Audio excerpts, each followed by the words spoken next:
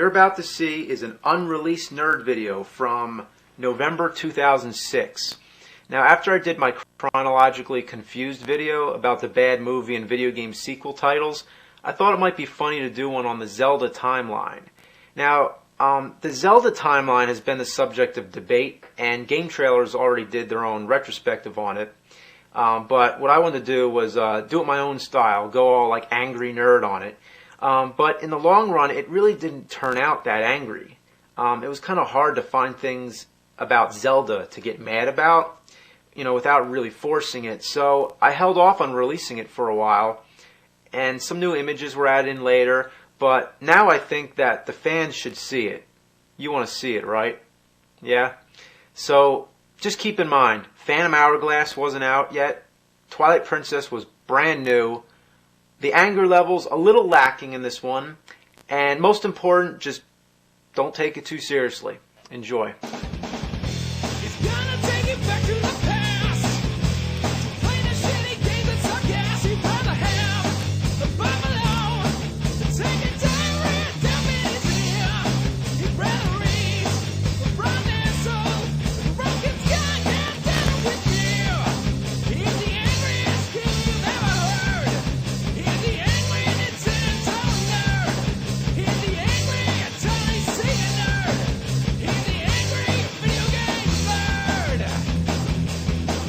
Crap.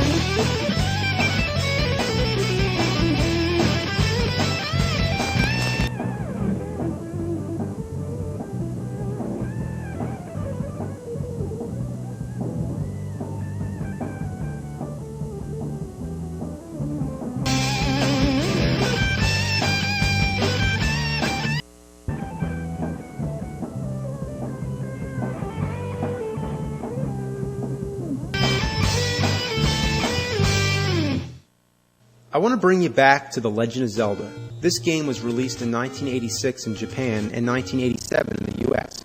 At that time, it was the biggest, most epic game ever. It was more than a game. It was an adventure. It captured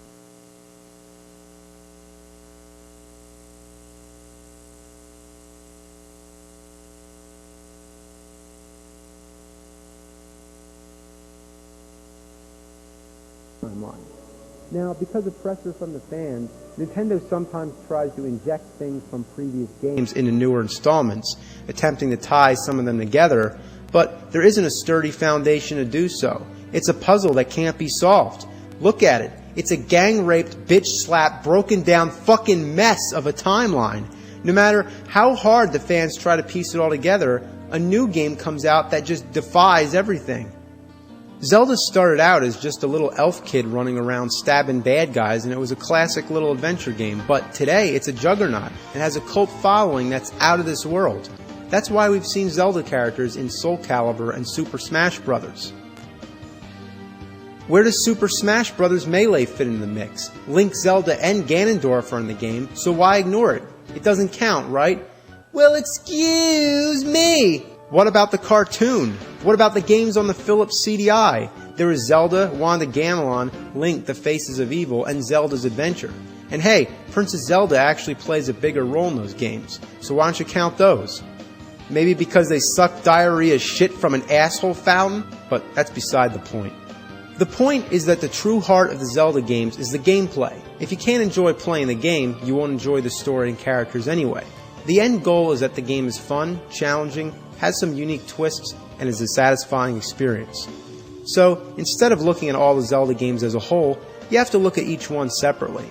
After all, that's the way they were developed. It's not as though Zelda is like Lord of the Rings. Each Zelda game is a different legend and a different experience. You don't have to play the first one to get the story of the third one or even the 13th one, and that's really lucky for those who haven't been able to play them all, which is the case for most people. Zelda games are not meant to connect right down the line. They're not meant to tell the entire history of Hyrule. They're meant to be single, fun experiences. Now, I know it can be really fun to work on this puzzle, and it shows creative thinking, which I commend a lot of you for, but hey, don't sweat it. It's not something that deserves a loss of sleep. So, just enjoy the fucking games, and have a great day.